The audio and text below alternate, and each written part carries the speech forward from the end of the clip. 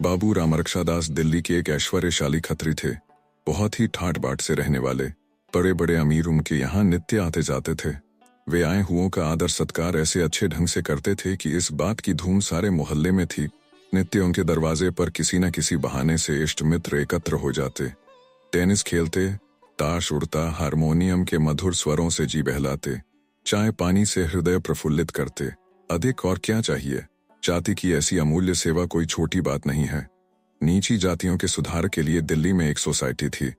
बाबू साहब उसके सेक्रेटरी थे और इस कार्य को असाधारण उत्साह से पूर्ण करते थे। जब उनका बूढ़ा कहार बीमार हुआ और क्रिश्चियन मिशन के डॉक्टरों ने उसकी शुश्रूषा की, जब उसकी विधवा स्त्री ने निर्वाह की कोई आशा न देखकर क्रिश्चियन समाज का आश्रय लिया, तब इन दोनों अवसरों पर बाबू साहब ने शोक के रेजोल्यूशंस पास किए।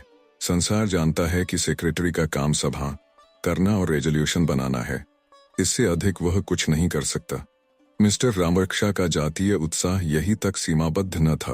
वे सामाजिक कुप्रथाओं तथा अंधविश्वास के प्रबल शत्रु थे। होली के दिनों में जबकि मोहल्ले में चमार और कहार शराब से मतवाले होकर फाग गाते और डफ बजाते हुए निकलते, तो उन्हें बड़ा शोक होता। जाति की इस मूर्खता पर उनकी आंखों में आंसू भर आते और वे प्रात इस कुरीति का निवारण अपने हंटर से किया करते। उनके हंटर में जाति हितैषिता की उमंग उनकी वक्तृता से भी अधिक थी। ये उन्हीं के प्रशंसनीय प्रयत्न थे जिन्होंने मुख्य होली के दिन दिल्ली में हलचल मचा दी। फाग गाने के अपराध में हजारों आदमी पुलिस के पंजे में आ गए। सैकड़ों घरों में मुख्य होली के दिन मुहर्रम का सा शोक फैल गया। इधर उनके दरवाजे पर हजारों पुरुष स्त्रियों अपना दुखड़ा रो रही थीं। उधर बाबू साहब के हितैषी मित्रगण अपने उदारशील मित्र के सद्व्यवहार की प्रशंसा करते। बाबू साहब दिन भर में इतने रंग बदलते थे कि उस पर पेरिस की परियों को भी ईर्ष्या हो सकती थी। कई बैंकों में उनके हिस्से थे, कई दुकानें थीं, किंतु बाबू साहब को इतना अवकाश न था कि उनकी कुछ देखभाल करते। अतिथि सत्कार एक पवित्र धर्म है, ये सच्ची देशहिता की उमंग से कहा करते थे। अतिथि सत्कार आदिकाल से भारतवर्ष के निवासियों का एक प्रधान और सराहनीय गुण है। अभ्यागतों का आदर सम्मान करने में हम अद्वितीय हैं। हम इससे संसार में मनुष्य कहलाने योग्य हैं।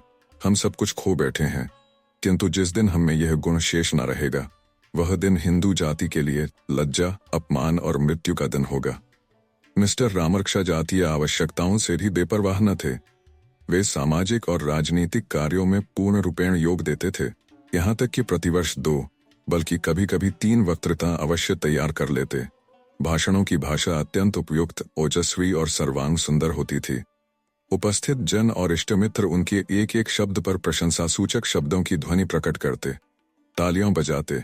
यहाँ तक कि बाबू साहब को व्याख्यान का क्रम स्थिर रखना कठिन हो जाता। व्याख्यान समाप्त होने पर उनके मित्र उन्हें गोद में उठा लेते और आश्चर्यचकित होकर कहते, तेरी भाषा में जादू है। सारांश यह कि बाबू साहब के यह जातीय प्रेम और उद्योग केवल बनावटी, सहायता शून्य तथा फैशनेबल था। यदि उन्होंने किसी सदुद्योग में भाग लिया था तो वह सम्मिलित कुटुंब का विरोध था। अपने पिता के पश्चात वे अपनी विधवा मां से अलग हो गए थे। इस जातीय सेवा में उनकी स्त्री विशेष सहायक थी। विधवा मां अपने बेटे और बहू के साथ नहीं रह सकती थी। इससे बहू की स्वाधीनता में विघ्न पड़ने से मन दुर्बल और मस्तिष्क शक्तिहीन हो जाता है। बहू को जलाना और कुढ़ाना सास की आदत है। इसलिए बाबू रामरक्षा अपनी मां से अलग हुए थे। इसमें संदेह नहीं कि उन्होंने मातृ ऋण का विचार करके 10,000 रुपये अपनी मां के नाम जमा कर दिए थे कि उसके ब्याज से उनका निर्वाह होता रहे। किंतु बेटे के इस उत्तम आचरण पर मां का दिल ऐसा टूटा कि वह दिल्ली छोड़कर अयोध्या जा रही, तब से वहीं रहती हैं। बाबू साहब कभी कभी मिसेज रामरक्षा से छिपकर उससे मिलने अयोध्या जाया करते थे, किंतु वह दिल्ली आने का कभी नाम न लेती। हाँ, यदि कुशल क्षेम की चिट्ठी पहुंचने में कुछ देर हो जाती तो विवश होकर समाचार कूच देती थीं। उसी मोहल्ले में एक सेठ गिरधारी लाल रहते थे। उनका लाखों का लेन देन था। वे हीरे और रत्नों का व्यापार करते थे। बाबू रामरक्षा के दूर के नाते में साढ़ू होते थे। पुराने ढंग के आदमी थे। प्रातः काल यमुना स्नान करने वाले तथा गाय को अपने हाथों से झाड़ने पोंछने वाले, उनसे मिस्टर रामरक्षा का स्वभाव न मिलता था। परंतु जब कभी रुपयों की आवश्यकता होती तो वे सेठ गिरधारी लाल के यहाँ से बेखटके मंगा लिया करते थे। आपस का मामला था। केवल 4 अंगुल के पत्र पर रुपया मिल जाता था। न कोई दस्तावेज, न स्टाम्प, न साक्ष्यों की आवश्यकता। मोटर कार के लिए 10,000 की आवश्यकता हुई। वह वहां से आया। घुड़दौड़ के लिए एक ऑस्ट्रेलियन घोड़ा 1,500 में लिया गया। उसके लिए भी रुपया सेठ जी के यहाँ से आया। धीरे धीरे कोई 20,000 का मामला हो गया। सेठ जी सरल हृदय के आदमी थे। समझते थे कि उसके पास दुकानें हैं, बैंकों में रुपया है, जब जी चाहेगा रुपया वसूल कर लेंगे। किंतु जब 2-3 वर्ष व्यतीत हो गए और सेठ जी तकाजों की अपेक्षा मिस्टर रामरक्षा की मौन ही का आधिक्य रहा, तो गिरधारी लाल को संदेह हुआ। वह एक दिन रामरक्षा के मकान पर आए और सभ्य भाव से बोले, भाई साहब, मुझे एक हुंडी का रुपया देना है, यदि आप मेरा हिसाब कर दें तो बहुत अच्छा हो। यह कहकर हिसाब के कागजात और उनके पत्र दिखलाएं। मिस्टर रामरक्षा किसी गार्डन पार्टी में सम्मिलित होने के लिए तैयार थे। बोले, इस समय क्षमा कीजिए, फिर देख लूंगा। जल्दी क्या है? गिरधारी लाल को बाबू साहब की रुखाई पर क्रोध आ गया। वे रुष्ट होकर बोले, आपको जल्दी नहीं है, मुझे तो है। 200 रुपये मासिक की मेरी हानि हो रही है। मिस्टर की असंतोष प्रकट करते हुए घड़ी देखी। पार्टी का समय बहुत करीब था। वे बहुत विनीत भाव से बोले, भाई साहब, मैं बड़ी जल्दी में हूँ, इस समय मेरे ऊपर कृपा कीजिए, मैं कल स्वयं उपस्थित हूँगा। सेठ जी एक माननीय और धन संपन्न आदमी थे। वे रामरक्षा के कुरुचिपूर्ण व्यवहार पर जल गए। मैं इनका महाजन हूँ, इनसे धन में, मान में, ऐश्वर्य में बढ़ा हुआ, चाहूं तो ऐसों को नौकर रख लूं, इनके दरवाजे पर आऊं और आदर सत्कार की जगह उल्टे ऐसा रुखा बरताओ। वह हाथ बांधे मेरे सामने न खड़ा रहे। किंतु क्या मैं पान, इलायची, इत्र आदि से भी सम्मान करने के योग्य नहीं? वे तिनक कर बोले, अच्छा तो कल हिसाब साफ हो जाए। रामरक्षा ने अकड़ कर उत्तर दिया, हो जाएगा। रामरक्षा के गौरवशाल हृदय पर सेठ जी के इस बर्ताव के प्रभाव का कुछ खेदजनक असर न हुआ। इस काठ के कुंदे ने आज मेरी प्रतिष्ठा धूल में मिला दी। वह मेरा अपमान कर गया। अच्छा, तुम भी इसी दिल्ली में रहते हो और हम भी यही हैं। निदान दोनों में गांठ पड़ गई। बाबू साहब की तबीयत ऐसी गिरी और हृदय में ऐसी चिंता उत्पन्न हुई कि पार्टी में आने का ध्यान जाता रहा। वे देर तक इसी उलझन में पड़े रहे। फिर सूट उतार दिया और सेवक से बोले, जा मुनीम जी को बुला ला। मुनीम जी आए, उनका हिसाब देखा गया, फिर बैंकों का अकाउंट देखा। किंतु ज्यों-ज्यों इस घाटी में उतरते गए, त्यों-त्यों अंधेरा बढ़ता गया। बहुत कुछ टटोला, कुछ हाथ न आया। अंत में निराश होकर वे आराम कुर्सी पर पड़ गए और उन्होंने एक ठंडी सांस ले ली। दुकानों का माल बिका, किंतु रुपया बकाया में पड़ा हुआ था। कई ग्राहकों की दुकानें टूट गई और उन पर जो नकद रुपया बकाया था वह डूब गया। कलकत्ते के आड़तियों से जो माल मंगाया था, रुपए चुकाने की तिथि सिर पर आ पहुंची और यहाँ रुपया वसूल न हुआ। दुकानों का यह हाल, बैंकों का इससे भी बुरा।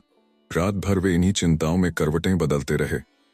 अब क्या करना चाहिए? गिरधारी लाल सज्जन पुरुष हैं, यदि सारा हाल उसे सुना दूं तो अवश्य मान जाएगा, किंतु यह कष्टप्रद कार्य होगा कैसे? ज्यों-ज्यों प्रातकाल समीप आता था, त्यों-त्यों उनका दिल बैठा जाता था। कच्चे विद्यार्थी की जो दशा परीक्षा के सन्निकट आने पर होती है, यही हाल इस समय रामरक्षा का था। वे पलंग से न उठे, मुंह हाथ भी न धोया। खाने को कौन कहे? इतना जानते थे कि दुख पड़ने पर कोई किसी का साथी नहीं होता, इसलिए एक आपत्ति से बचने के लिए कई आपत्तियों का बोझा न उठाना पड़े, इस ख्याल से मित्रों को इन मामलों की खबर तक न दी। जब दोपहर हो गई और उनकी दशा ज्यों की त्यों रही, तो उनका छोटा लड़का बुलाने आया। उसने बाप का हाथ पकड़कर कहा, लाला जी, आज दाने क्यों नहीं तलते? रामरक्षा भूख नहीं है। क्या काया है? मन की मिठाई। और क्या काया है? मार। किसने मारा है? गिरधारी लाल ने। लड़का रोता हुआ घर में गया और इस मार की चोट से देर तक रोता रहा। अंत में तश्तरी में रखी हुई दूध की मलाई ने उसकी चोट पर मरहम का काम किया। रोगी को जब जीने की आशा नहीं रहती तो औषधि छोड़ देता है। मिस्टर रामरक्षा जब इस गुत्थी को न सुलझा सके तो चादर तान ली और मुंह लपेट कर सो रहे। शाम को एकाएक उठकर सेठ जी के यहाँ पहुंचे और कुछ असावधानी से बोले, महाशय, मैं आपका हिसाब नहीं कर सकता। सेठ जी घबरा कर बोले, क्यों? रामरक्षा, इसलिए कि मैं इस समय दरिद्र निहंग हूँ, मेरे पास एक कौड़ी भी नहीं है। आपका रुपया जैसे चाहें वसूल कर लें। सेठ, यह आप कैसी बातें कहते हैं? रामरक्षा, बहुत सच्ची। सेठ, दुकानें नहीं हैं। रामरक्षा, दुकानें आप मुफ्त लो जाइए। सेठ, बैंक के हिस्से? रामरक्षा, वह कब के उड़ गए। सेठ, जब ये हाल था तो आपको उचित नहीं था कि मेरे गले पर छुरी फेरते। रामरक्षा, अभिमान में आपके यहाँ उपदेश सुनने के लिए नहीं आया हूँ। यह कहकर मिस्टर रामरक्षा वहां से चल दिए। सेठ जी ने तुरंत नालिश कर दी। 20,000 मूल, 5,000 ब्याज, तिगरी हो गई। मकान नीलाम पर चढ़ा। 15,000 की जायदाद 5,000 में निकल गई। 10,000 की मोटर 4,000 में बिकी। सारी संपत्ति उड़ जाने पर कुल मिलाकर 16,000 से अधिक रमक न खड़ी हो सकी। सारी गृहस्थी नष्ट हो गई। तब भी 10,000 के ऋणी रह गए। मान बढ़ाए, धन दौलत सभी मिट्टी में मिल गए। बहुत तेज दौड़ने वाला मनुष्य प्राय मुंह के बल गिर पड़ता है। इस घटना के कुछ दिनों पश्चात दिल्ली म्यूनिसिपैलिटी के मेंबरों का चुनाव आरंभ हुआ। इस पद के अभिलाषी वोटरों की सजा करने लगे। दलालों के भाग्य उदय हुए। सम्मतियों मोतियों की तोड़ बिकने लगी। उम्मीदवार मेंबरों के सहायक अपने अपने मुवक्किल के गुणगान करने लगे। चारों ओर चहल पहल मच गई। एक वकील महाशय ने भरी सभा में मुवक्किल साहब के विषय में कहा, मैं जिस बुजुर्ग का पैरोकार हूं वह कोई मामूली आदमी नहीं है। यह वह शख्स है जिसने फरंद अकबर की शादी में 25,000 रुपया सिर्फ रक्स व सरूर में सर्फ कर दिया था। उपस्थित जनों में प्रशंसा की उच्च ध्वनि हुई। एक दूसरे महाशय ने अपने मोहल्ले के वोटरों के सम्मुख मुवक्किल की प्रशंसा यूं की, मैं यह नहीं कह सकता कि आप सेठ गिरधारी लाल को अपना मेंबर बनाइए। आप अपना भला बुरा स्वयं समझते हैं और यह भी नहीं कि सेठ जी मेरे द्वारा अपनी प्रशंसा के भूखे हों। मेरा निवेदन केवल यही है कि आप जिसे मेंबर बनाएं, पहले उसके गुण दोषों का भली भांति परिचय ले लें। दिल्ली में केवल एक मनुष्य है जो गत वर्षों से आपकी सेवा कर रहा है। केवल एक आदमी है जिसने पानी पहुंचाने और स्वच्छता प्रबंधों में हार्दिक धर्म भाव से सहायता दी है। केवल एक पुरुष है जिसको श्रीमान वायसराय के दरबार में कुर्सी पर बैठने का अधिकार प्राप्त है और आप सब महाशय उसे जानते भी हैं। उपस्थित जनों ने तालियां बजाईं। सेठ गिरधारी लाल के मोहल्ले में उनके एक प्रतिवादी थे। नाम था मुंशी फैजुल रहमान खों। बड़े जमींदार और प्रसिद्ध वकील थे। बाबू रामरक्षा ने अपनी दृढ़ता, साहस, बुद्धिमत्ता और मृदु भाषण से मुंशी जी साहब की सेवा करनी आरंभ की। सेठ जी को परास्त करने का यह अपूर्व अवसर हाथ आया। वे रात और दिन इसी धुन में लगे रहते। उनकी मीठी और रोचक बातों का प्रभाव उपस्थित जनों पर बहुत अच्छा पड़ता। एक बार आपने असाधारण श्रद्धा उमंग में आकर कहा, मैं डंके की चोट पर कहता हूं कि मुंशी फैजुल रहमान से अधिक योग्य आदमी आपको दिल्ली में ना मिल सकेगा। ये वह आदमी है जिसकी गजलों पर कविजनों में वाह वाह मच जाती है। ऐसे श्रेष्ठ आदमी की सहायता करना मैं अपना जातीय और सामाजिक धर्म समझता हूँ। अत्यंत शोक का विषय है कि बहुत से लोग इस जातीय और पवित्र काम को व्यक्तिगत लाभ का साधन बनाते हैं। धन और वस्तु है श्रीमान वायसराय के दरबार में प्रतिष्ठित होना और वस्तु, किंतु सामाजिक सेवा तथा जातीय चाकरी और ही चीज है। वह मनुष्य जिसका जीवन ब्याज प्राप्ति, बेईमानी, कठोरता तथा निर्दयता और सुख विलास में व्यतीत होता हो, इस सेवा के योग्य कदापि नहीं है। सेठ गिरधारी लाल इस अन्योक्तिपूर्ण भाषण का हाल सुनकर क्रोध से आग हो गए। मैं बेईमान हूँ, ब्याज का धन खाने वाला हूँ, विषयी हूँ, कुशल हुई जो तुमने मेरा नाम नहीं लिया, किंतु अब भी तुम मेरे हाथ में हो। मैं अब भी तुम्हें जिस तरह चाहूं नचा सकता हूं। खुशामदियों ने आग पर तेल डाला।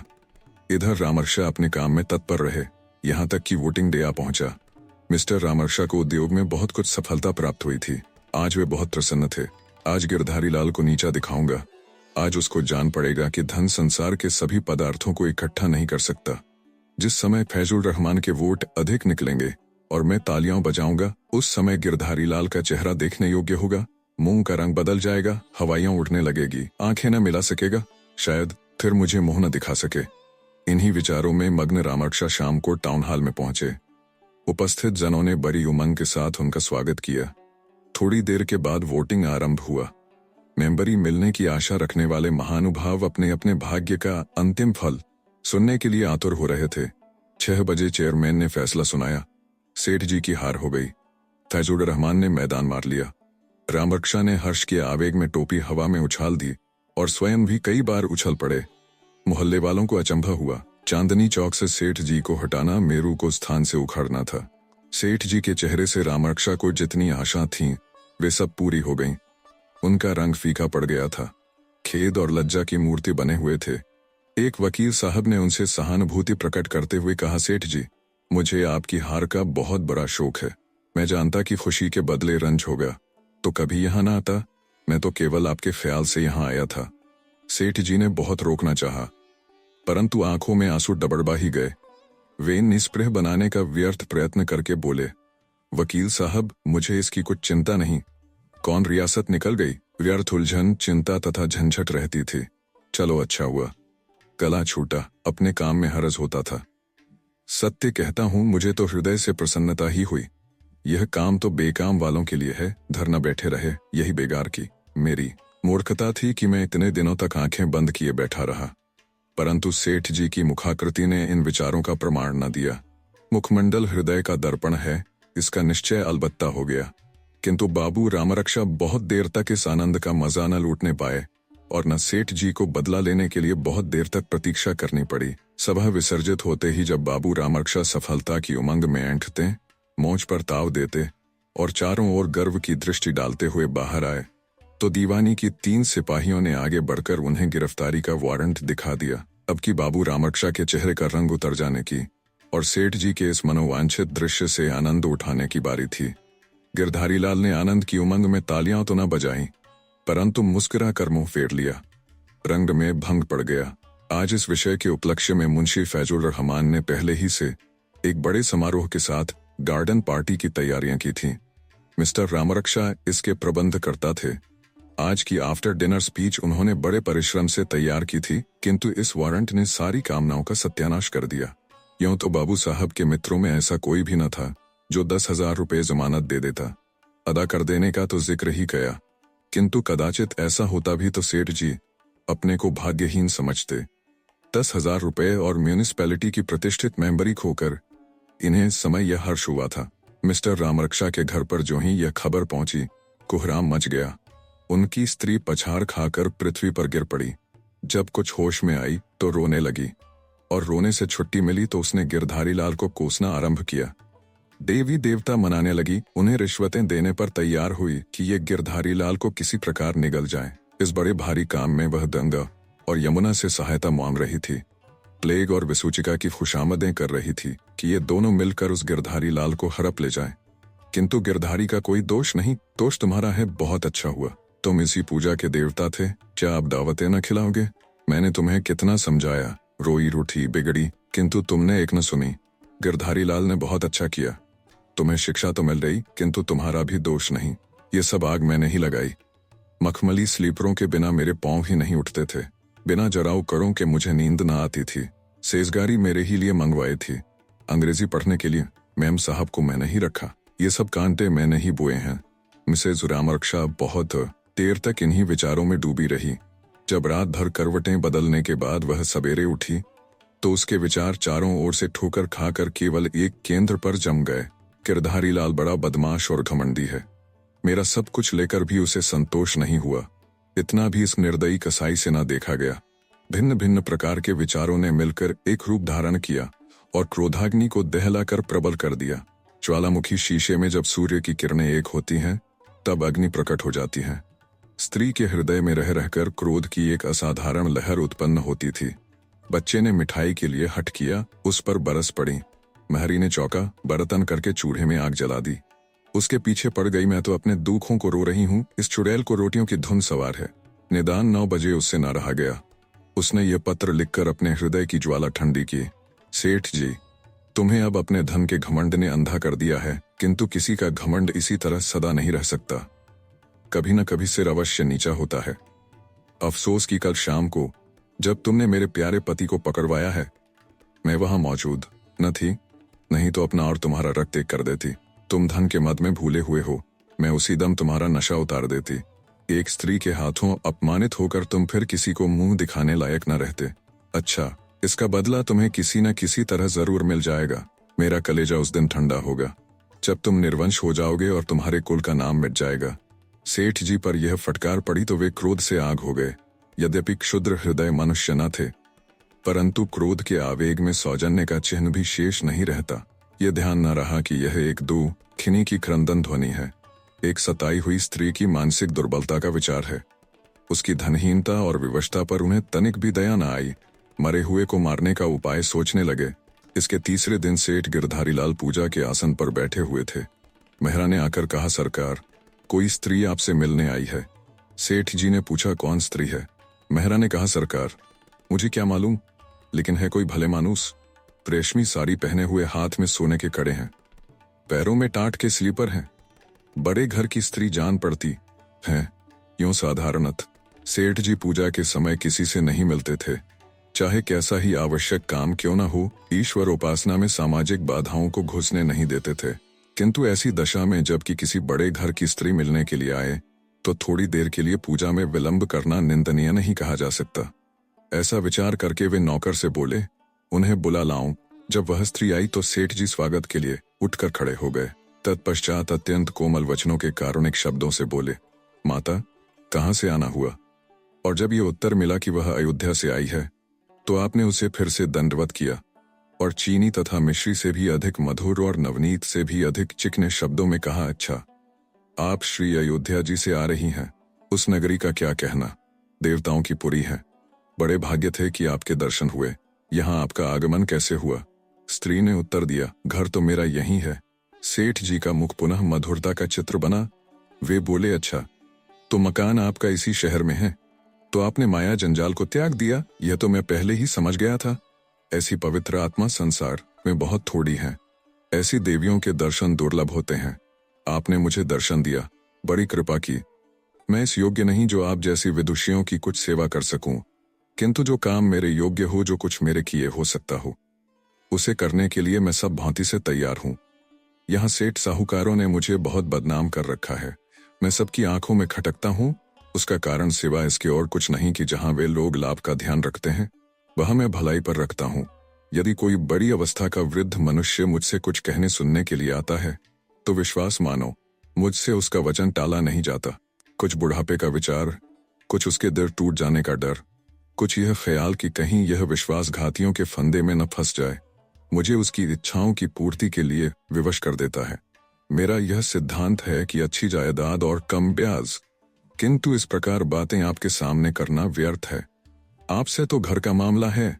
मेरे योग्य जो कुछ काम हो उसके लिए मैं सिर आंखों से तैयार हूं। वृद्ध स्त्री, मेरा काम आप ही से हो सकता है। सेठ जी प्रसन्न होकर, बहुत अच्छा, आज्ञा दो।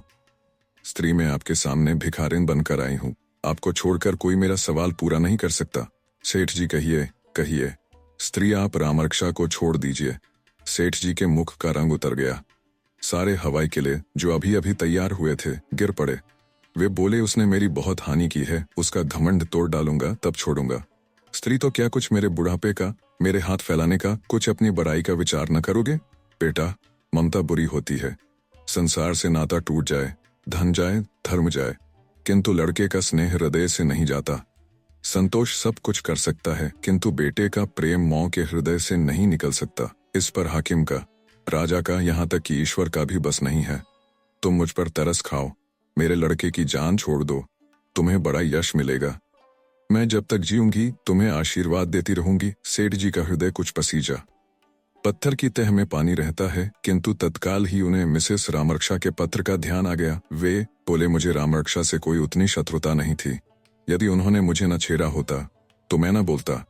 आपके कहने से मैं अब भी उनका अपराध क्षमा कर सकता हूँ, परंतु उसकी बीवी साहबा ने जो पत्र मेरे पास भेजा है उसे देखकर शरीर में आग लग जाती है। दिखाऊं आपको? रामरक्षा की मां ने पत्र लेकर पढ़ा तो उनकी आंखों में आंसू भर आए। वे बोली, बेटा, उस स्त्री ने मुझे बहुत दुखा दिया है। उसने मुझे देश से निकाल दिया। उसका मिजाज और जबान उसके वश में नहीं, किंतु इस समय उसने जो गर्व दिखाया है उसका तुम्हें ख्याल नहीं करना चाहिए। तुम इसे भुला दो। तुम्हारा देश देश में नाम है। यह नेकी तुम्हारे नाक को और भी फैला देगी। मैं तुमसे प्रण करती हूँ कि सारा समाचार रामरक्षा से लिखवा कर किसी अच्छे समाचार पत्र में छपवा दूंगी। रामरक्षा मेरा कहना नहीं टालेगा। तुम्हारे इस उपकार को वह कभी न भूलेगा। जिस समय ये समाचार संवाद पत्रों में छपेंगे उस समय हजारों मनुष्यों को तुम्हारे दर्शन की अभिलाषा होगी। सरकार में तुम्हारी बड़ाई होगी और मैं सच्चे हृदय से कहती हूँ कि शीघ्र ही तुम्हें कोई न कोई पदवी मिल जाएगी। रामरक्षा की अंग्रेजों से बहुत मित्रता है, वे उसकी बात कभी न टालेंगे। सेठ जी के हृदय में गुदगुदी पैदा हो गई। यदि इस व्यवहार में वह पवित्र और मान्य स्थान प्राप्त हो जाए जिसके लिए हजारों खर्च किए, हजारों डालियां दी, हजारों अनुनय विनय की, हजारों खुशामदे की, खानसामों की झिड़कियां सही, बंगलों के चक्कर लगाए, तो इस सफलता के लिए ऐसे कई हजार में खर्च कर सकता हूँ।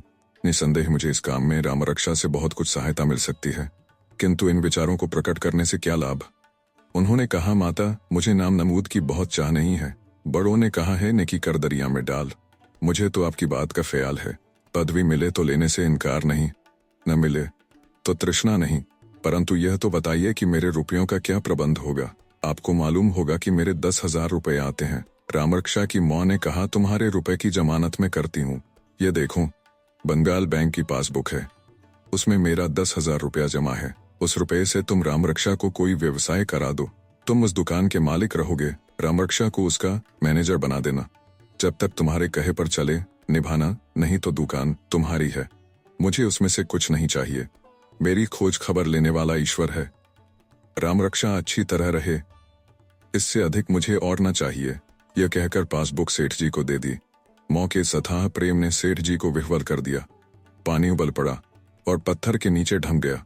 ऐसे पवित्र दृश्य देखने के लिए जीवन में कम अवसर मिलते हैं। सेठ जी के हृदय में परोपकार की एक लहर सी उठी। उनकी आंखें डबडबा आई। जिस प्रकार पानी के बहाव से कभी कभी बॉन्ड टूट जाता है, उसी प्रकार परोपकार की इस उमंग ने स्वार्थ और माया के बॉन्ड को तोड़ दिया। वे पासबुक वृद्ध स्त्री को वापस देकर बोले, माता, यह अपनी किताब लो, मुझे अब अधिक लज्जित न करो। ये देखो, रामरक्षा का नाम बही से उड़ा देता हूँ। मुझे कुछ नहीं चाहिए, मैंने अपना सब कुछ पा लिया। आज तुम्हारा रामरक्षा तुमको मिल जाएगा। इस घटना के 2 वर्ष उपरांत टाउन हॉल में फिर एक बड़ा जलसा हुआ। बैंड बज रहा था, झंडियां और ध्वजा वायुमंडल में लहरा रही थीं। नगर के सभी माननीय पुरुष उपस्थित थे। लैंडो, फिटन और मोटरों से सारा हाता भरा हुआ था। एकाएक मुश्ती घोड़ों की एक फिटन ने हाते में प्रवेश किया। सेठ गिरधारीलाल बहुमूल्य वस्त्रों से सजे हुए उसमें से उतरे। उनके साथ एक फैशनेबल नवयुवक अंग्रेजी सूट पहने मुस्कुराता हुआ उतरा। ये मिस्टर रामरक्षा थे। वे अब सेठ जी की एक खास दुकान का मैनेजर हैं। केवल मैनेजर ही नहीं, किंतु उन्हें मैनेजिंग प्रोप्राइटर समझना चाहिए।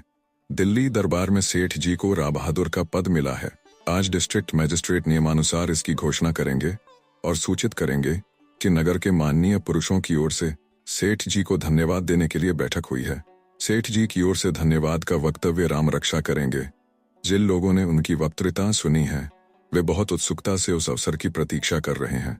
बैठक समाप्त होने पर सेठ जी रामरक्षा के साथ अपने भवन पर पहुंचे तो मालूम हुआ कि आज वही वृद्धा उनसे फिर मिलने आई है। सेठ जी दौड़कर रामरक्षा की मां के चरणों से लिपट गए। उनका हृदय इस समय नदी की भांति उमड़ा हुआ था। रामरक्षा एंड फ्रेडस नामक चीनी बनाने का कारखाना बहुत उन्नति पर है। रामरक्षा अब भी उसी ठाट बाट से जीवन व्यतीत कर रहे हैं, किंतु पार्टियां कम देते हैं और दिन भर में 3 से अधिक सूट नहीं बदलते। वे अब उस पत्र को, जो उनकी स्त्री ने सेठ जी को लिखा था, संसार की एक बहुत अमूल्य वस्तु समझते हैं। और मिसेज रामरक्षा को भी अब सेठ जी के नाम को मिटाने की अधिक चाह नहीं है, क्योंकि अभी हाल में जब लड़का पैदा हुआ था, मिसेज रामरक्षा ने अपना सुवर्ण कंकण धाय को उपहार दिया था, मनो मिठाई बांटी थी। यह सब हो गया, किंतु वह बात जो अब होनी चाहिए थी न हुई। रामरक्षा की मां अब भी अयोध्या में रहती हैं और अपनी पुत्रवधू की सूरत नहीं देखना चाहती। अपनी पुत्रवधू की सूरत नहीं देखना चाहती। आप सुन रहे थे कहानी बैरल से मुंशी प्रेमचंद द्वारा लिखित कहानी ममता। वीडियो पसंद आया तो इसे लाइक करिए और चैनल को भी सब्सक्राइब कीजिए। धन्यवाद।